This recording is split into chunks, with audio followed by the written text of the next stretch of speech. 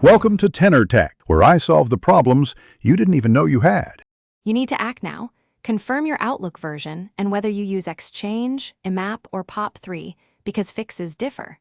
Once done, export or copy your PSD/OSD to a safe folder so you can revert. Next, start Outlook in safe mode by holding Control while launching. This disables add-ins and reveals whether extensions cause view problems. If safe mode restores layout, note which add-ins are active and move on to selective re-enable steps to isolate the culprit. Now you will reset and reconfigure views. From the View tab, choose Reset View or Manage Views to adjust folder-specific settings. This corrects filters, sort, and columns. Alternatively, close Outlook and run Outlook. exe/clean views to restore all default views. Do this only after backing up.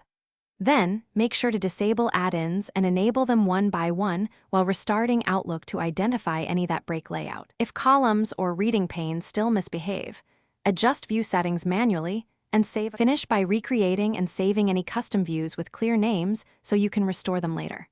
Once done, run a quick office repair from Control Panel or Settings if you still see UI glitches. This fixes corrupted UI components. Make sure to restart Outlook after repairs and verify your profile. If the issue persists, recreate your mail profile or restore the backup PSD/OSD you made earlier. This often resolves deep corruption. One tip: if view resets repeatedly, suspect roaming profile or sync rules as the root cause.